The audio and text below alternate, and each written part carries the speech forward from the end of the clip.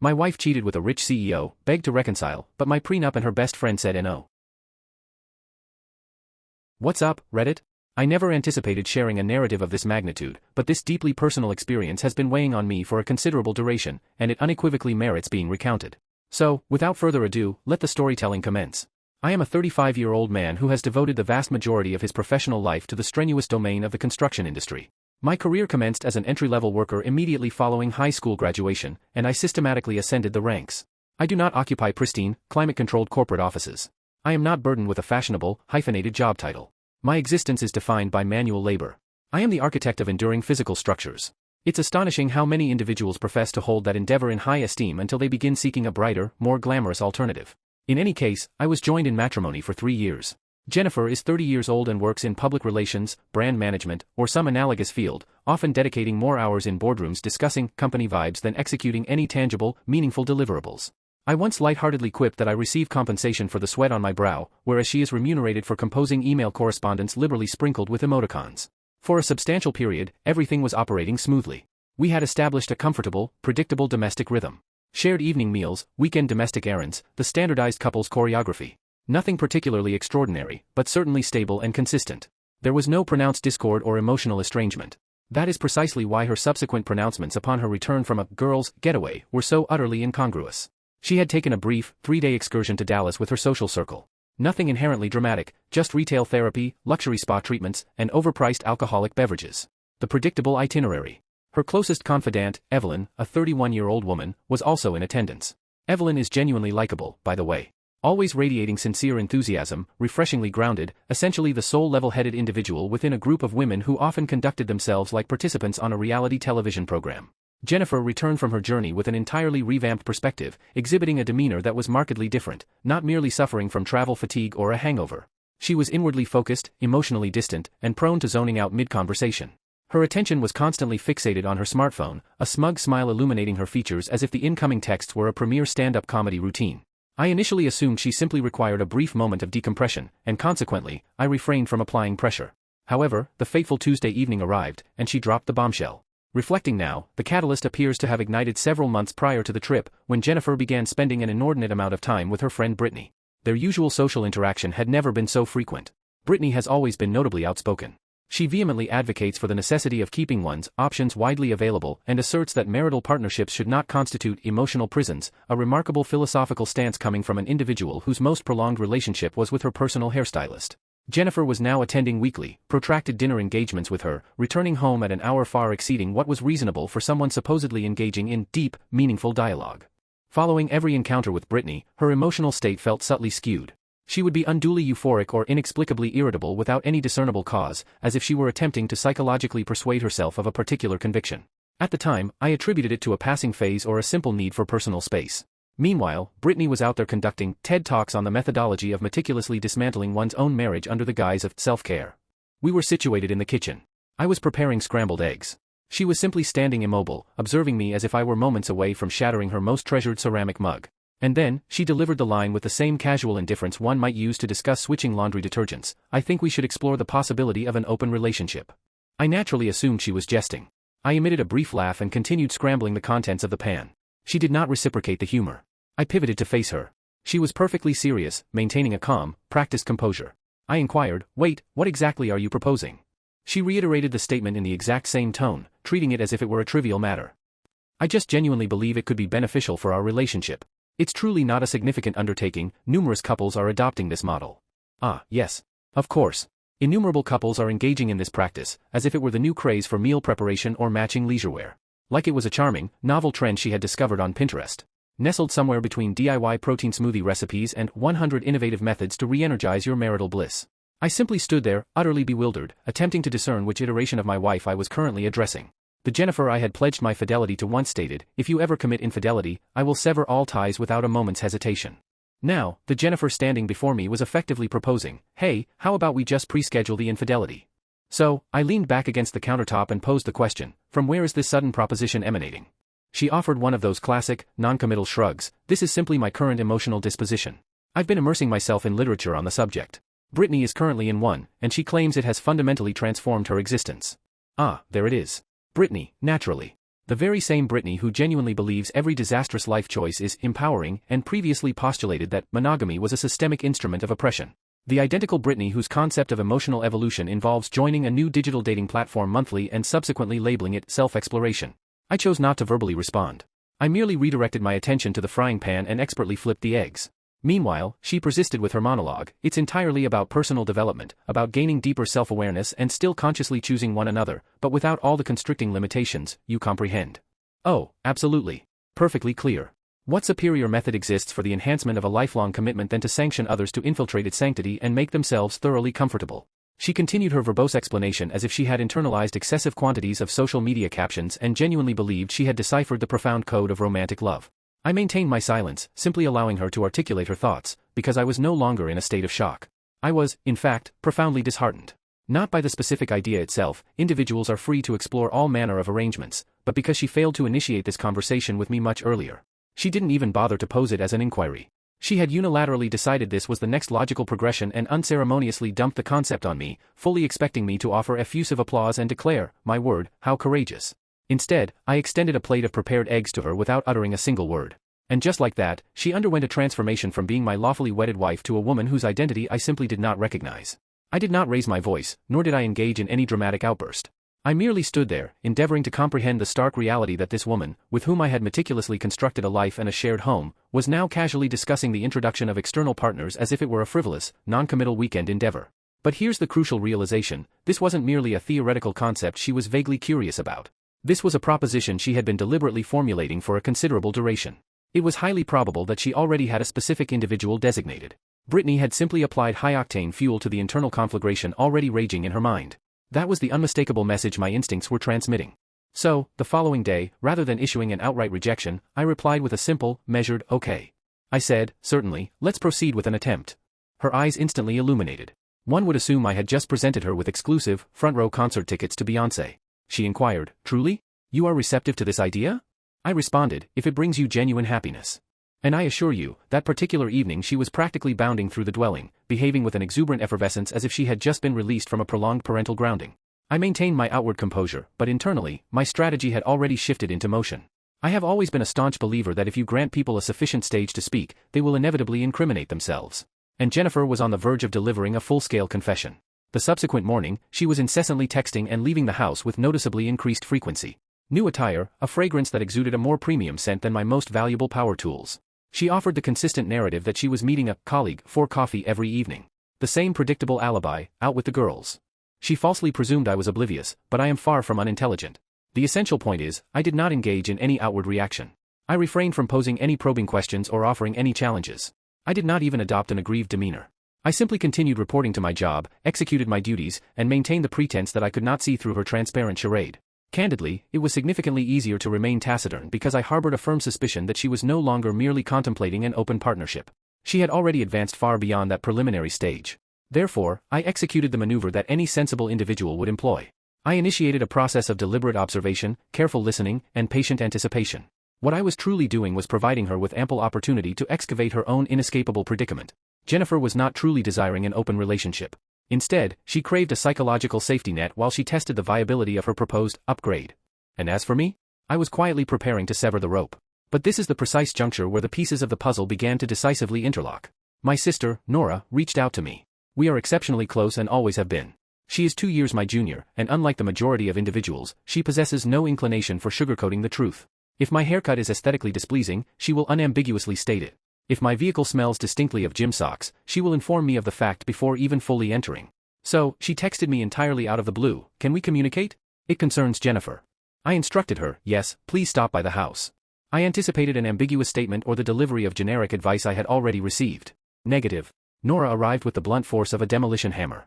She entered, took a seat, and delivered the unvarnished facts. "Leo, I am aware you believe you are handling this entire open relationship saga with exceptional skill, but I need to make you aware that Jennifer is already actively engaging in infidelity."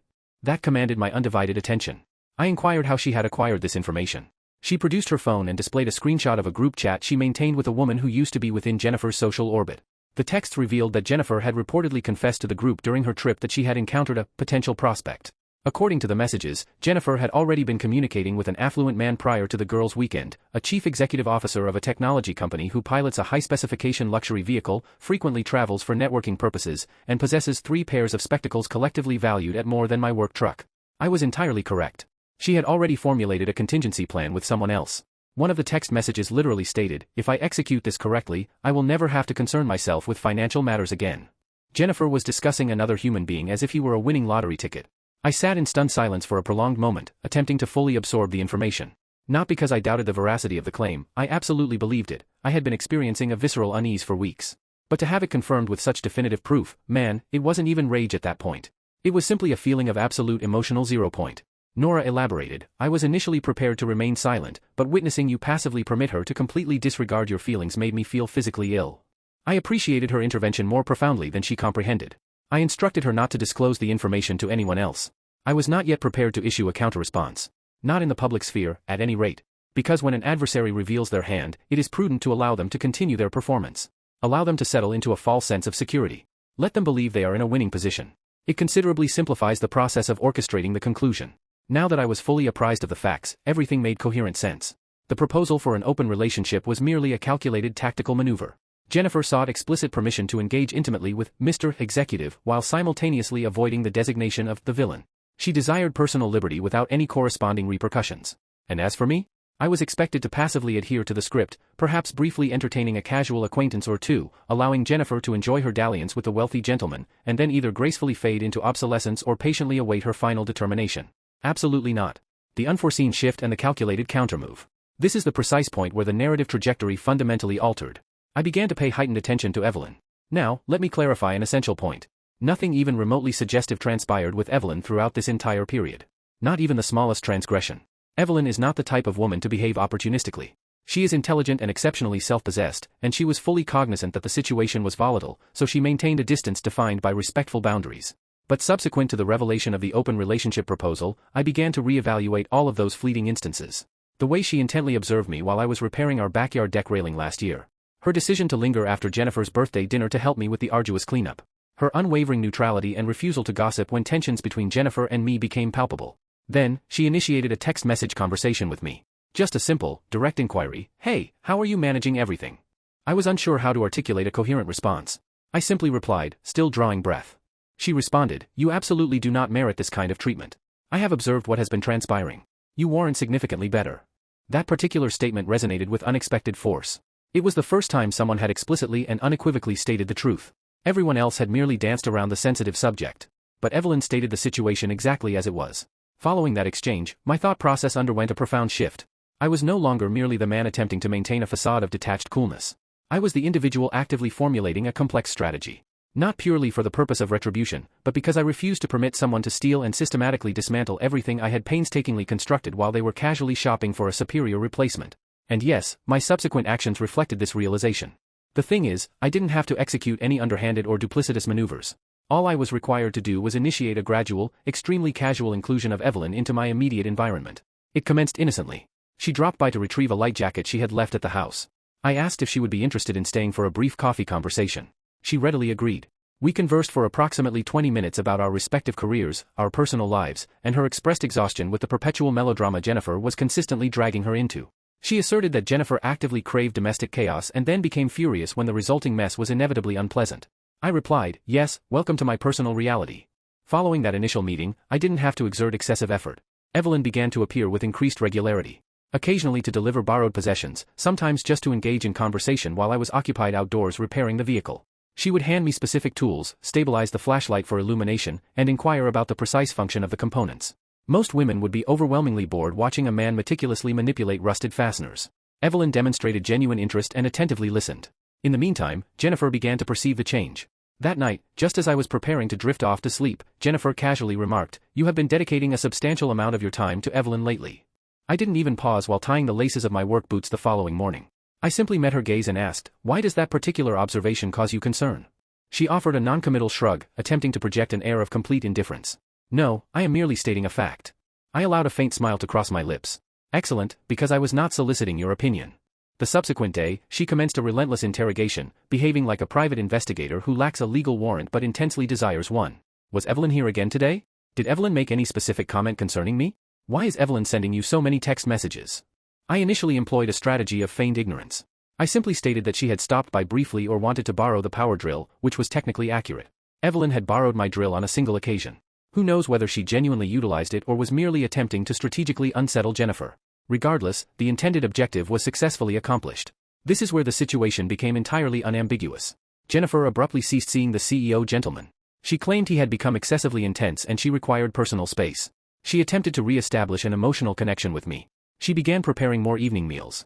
She reverted to addressing me as babe, as if the mere utterance of the term could obliterate the memory of her actions. I returned home one evening after a supply run to discover her arranging a candlelit, romantic dinner. I entered the kitchen and inquired, "Is it someone's anniversary?" She smiled and replied, "No, I simply thought it would be delightful for us to spend some quality time together." Just like the good old days, she added. The good old days. Before she attempted to auction off our marital commitment for an individual who likely wears a cologne named Liquidity. I took my seat, ate quietly, and then casually inserted a comment. "Evelyn mentioned that you prepare an excellent mushroom risotto." She froze instantly. Her entire facial expression convulsed as if her internal circuits had suffered a catastrophic overload. "You discussed this with Evelyn?" she stammered. "Yes. She mentioned that she used to assist you with the preparation of this recipe." Jennifer forced a strained smile so intensely that I genuinely believed her facial muscles might audibly tear. Following that particular dinner, the situation only deteriorated further. She began to perpetually hover, shadowing me throughout the dwelling, constantly inquiring what I was doing, who I was texting, and whether Evelyn had relayed any new information. I responded, "She said you should cease creeping around the kitchen like you're auditioning for a low-budget psychological thriller." This did not elicit a favorable response. But here's the action that truly solidified the new reality. One weekend, I extended an invitation to Evelyn to assist me with repairing the back perimeter fence. Jennifer was at home, pretending to read a substantial novel she hadn't opened since we acquired it purely as a decorative item for the bookshelf. Evelyn and I were out in the yard, actively working and exchanging light-hearted banter. She humorously noted that I measured the lumber twice yet still made errors with the saw cuts. I retorted with a comment about her smaller hands being inherently impractical for operating power tools. It was the most effortlessly natural interaction I had experienced in months. I looked up and Jennifer was standing stationary at the window, peering through the glass like an extra in a vintage horror film. I gave a casual wave. She rapidly ducked out of sight. Later that evening, she attempted a desperate emotional guilt trip. "I simply feel as though you are deliberately distancing yourself from me." I responded, "You literally requested that I accept you dating an entirely separate person. That is not distancing myself, that is me providing you with the necessary launching strip." She snapped back, "But you never desired this arrangement. You only agreed in order to manipulate and trap me." I replied, "No, I agreed because I was deeply curious to observe how quickly you would crawl toward someone else. It turned out to be faster than Amazon Prime delivery." She stormed away in a furious huff. The next day, Evelyn texted me, "She contacted me this morning. Wanted to have a conversation. She is becoming completely unhinged." I replied, "Good. Let her unravel." She demanded openness. She is about to discover the profound feeling of securely locked doors. Jennifer falsely assumed she retained complete control. She erroneously believed I would be too oblivious, too passive, or too loyal to undertake any action other than patiently waiting. She failed to recognize that I was already meticulously preparing the foundation for her complete exit. Following that pivotal moment, things fundamentally changed. Evelyn and I were no longer restricted to merely talking. An undeniable connection had formed between us. I could viscerally sense it, and I am quite certain she felt it too. It was not fabricated. It was not prematurely rushed. It simply felt inherently right and logical. So, I extended an invitation to Evelyn for dinner, not at my residence. She arrived bearing a homemade lasagna, perfectly constructed layers, an absolutely crisp topping, and an aroma that smelled of genuine domestic comfort. Evelyn, it turns out, possesses culinary skills akin to a master chef. We occupied seats at the kitchen table, our plates completely full, and lapsed into laughter over trivial matters. There was nothing forced or artificial about the interaction, just two human beings who had collectively endured enough to fully deserve a tranquil, peaceful evening. It felt profoundly right. Halfway through the meal, I met her gaze and stated, "I am done with playing any kind of game." She immediately paused, gently set down her fork, and looked at me as if she had been anticipating that precise statement throughout the entire night. "Neither am I," she responded.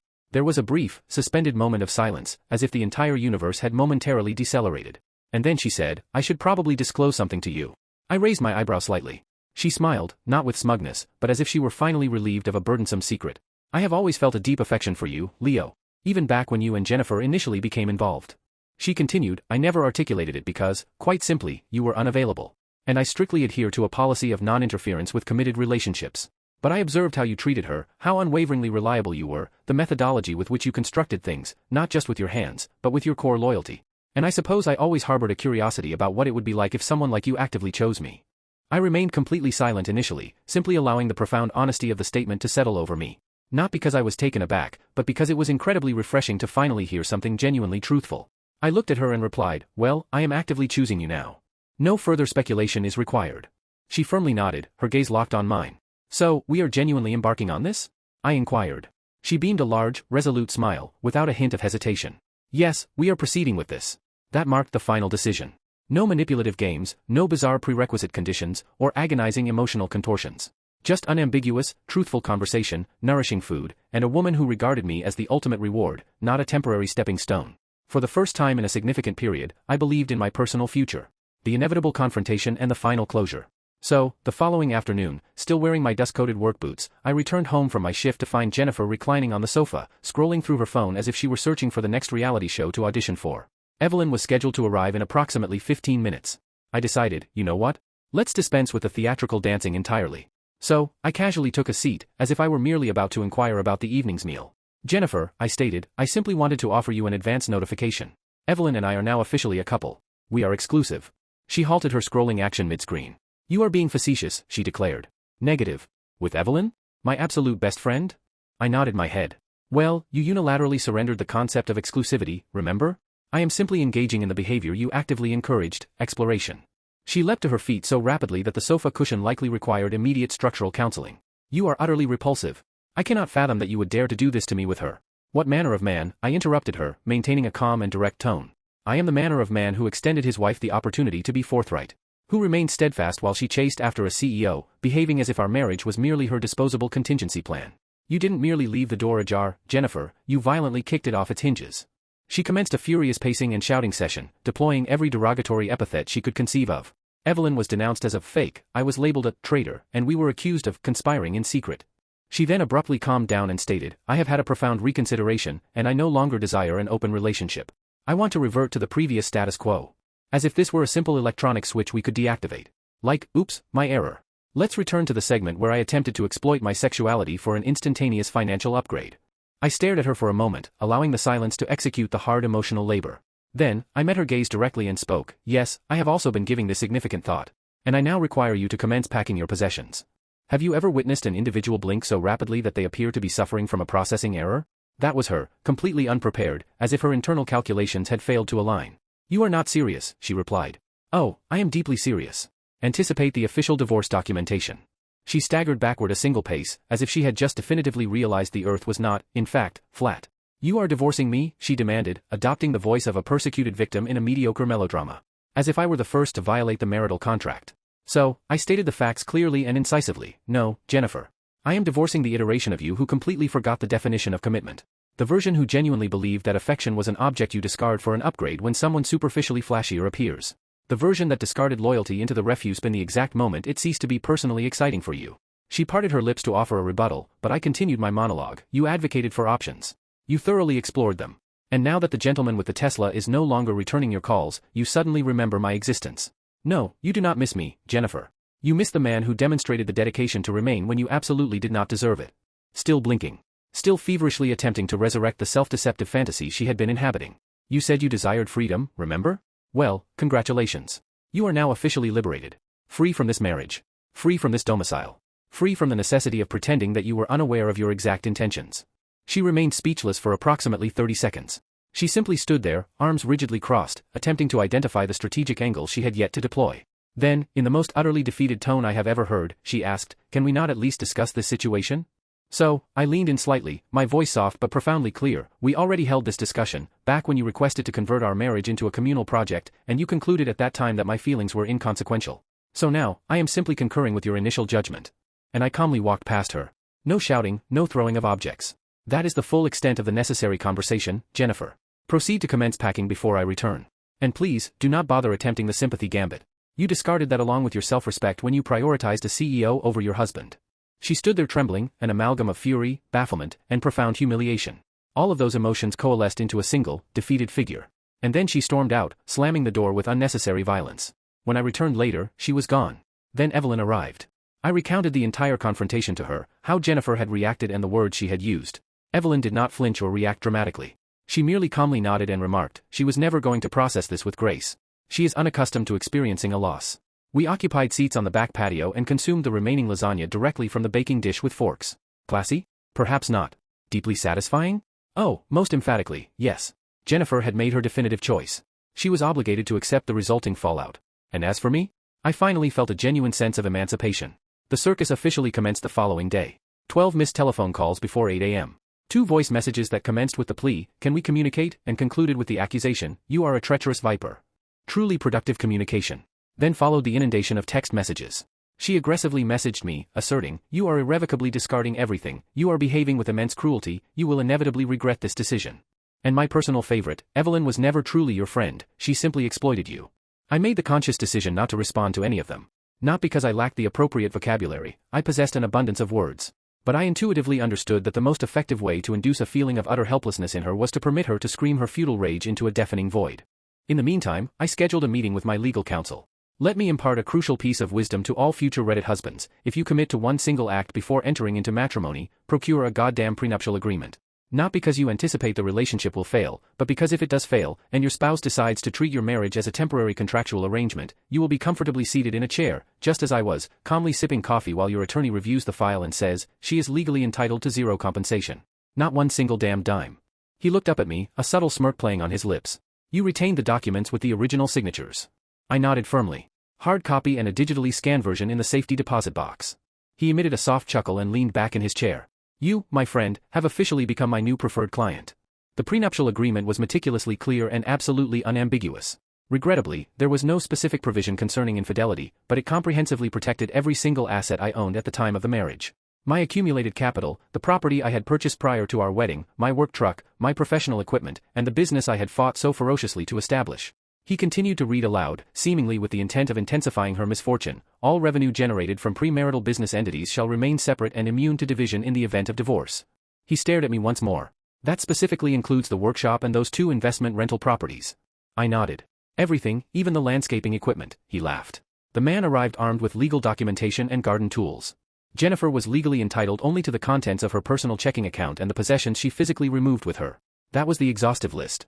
No spousal support payments, no equitable division of any shared asset, not even the dog. She never even wanted the dog, anyway. She complained that he was too needy, as if that were a detrimental quality in a domesticated animal. He gently slid the documentation across the desk. "All that is required now is your signature. We will dispatch this via courier to her residence." And that is precisely the course of action I undertook. I affixed my signature to the divorce papers that same day. My lawyer transmitted them to her apartment. Yes, she had relocated into a high-rise rental unit after departing, as if she were commencing an exciting new personal chapter. She contacted me again immediately after being legally served. "Are you being completely genuine?" I replied with a single, succinct line, "Undeniably genuine." "You opened the exit door. I am simply securing the lock behind you." She responded, "I was not fully aware of the specifics contained within the prenup." I simply replied, "Not my personal liability." I did not receive any subsequent communication from her. But do you know who did hear from her? Evelyn. Jennifer could not simply accept the loss and proceed with her life. No, silence is emphatically not her inherent strength. Jennifer allegedly appeared at Evelyn's apartment without invitation, as if she were staging an impromptu intervention. According to Evelyn, she pounded on the door with such force that it suggested an attempted forced entry. No preliminary warning, no text message, only unadulterated fury and high-heeled footwear. Evelyn calmly opened the door, as if she were expecting the delivery of a scheduled package rather than a full-blown emotional tantrum. Right on cue, Jennifer entered into a state of full-scale theatrical drama. "You deliberately betrayed me. How could you perpetrate this act against me?" Evelyn remained perfectly composed. She merely stood there, her hand resting on the doorknob, as if she were carefully weighing the option of either listening to her diatribe or simply stepping away and permitting her to shout at the solid wood. Evelyn then spoke quietly and with unyielding directness, "You single-handedly destroyed your own marriage. I simply concluded that I was not obligated to clean up the resulting disaster for you. You willfully resigned from the position, and now you are incensed that someone else submitted an application." Jennifer stood motionless, perhaps anticipating an apology or a softening of Evelyn's demeanor. Instead, Evelyn recounted to me that she looked her directly in the eye and stated, "If this constitutes the entirety of your reason for visiting, you are free to exit the precise way you entered, completely alone," before decisively closing the door. While Jennifer was out in the world attempting to orchestrate a solitary pity parade, I was methodically tightening the final screws of separation. I transferred all of our shared subscription services into my exclusive name. I revoked her access to everything that remained interlinked with my financial accounts. I changed every single password, as if I were a master hacker with a mission to prove a point. I systematically cleansed the house, not just physically, but emotionally. Old photographs were taken down, the wedding paraphernalia she refused to take was donated, and the remaining detritus of her skincare junk was unceremoniously discarded.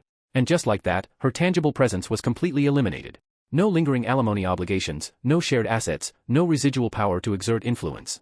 Evelyn inquired of me once whether I was experiencing a feeling of emptiness. I replied with a decisive negative. I feel as though I have successfully evacuated a blazing building and discovered a person waiting outside with a glass of cool water. The divorce is now officially finalized. Jennifer is no longer my wife, legally or morally. To be completely honest, the instant I received the final confirmation call from my lawyer, it felt as though an enormous tonnage of bricks was physically lifted from my shoulders. I stood in the precise center of my kitchen, still wearing my professional work boots, and simply allowed myself to smile. I was not in a state of fury. I was not experiencing sadness. I was conclusively finished. Life was not immaculate, but it was finally and unequivocally my own. Candidly, I could have terminated the narrative at that juncture, but naturally, Jennifer was not yet finished with creating unnecessary disruption. She is never truly finished. It was my sister Nora's birthday celebration. A backyard barbecue gathering. Simple, unpretentious pleasures, close friends, immediate family, and food prepared by my own hands, rather than the expensive, pretentious catering Jennifer always insisted upon. Evelyn was assisting with the festive decorations. Nora had contributed her legendary potato salad. My cousin, Jason, had already consumed 3 hamburgers. Positive emotional energy permeated the atmosphere. Then, the disruption occurred. Someone from inside the house cried out, Leo, there is a person at the front gate." I hastened to look, and there she was, Jennifer. She was standing at the periphery of the yard, as if she were making a dramatic return from a prolonged exile. Hair impeccably styled, heels elevated, and oversized dark sunglasses, as if she were evading the scrutiny of celebrity photographers. She was clutching a gift bag. Yes, a flipping gift bag, likely replete with self-pity and confusion. Everyone froze momentarily. Even the dog suddenly became silent. I walked over calmly and with measured control.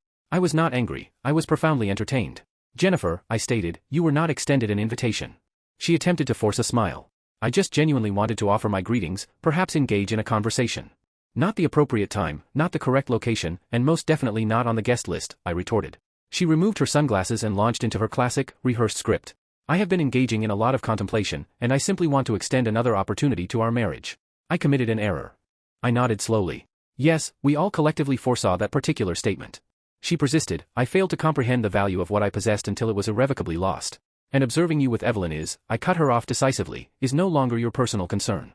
People were actively observing the scene unfold. Nora folded her arms from across the yard. Jennifer looked around uneasily, as if she had just fully realized she was no longer the primary character in the ongoing production. She inquired, "Can we at least communicate in a private setting?" I shook my head. "Negative. Whatever you came here with the intention of saying, you should retain it. You were afforded a window of months.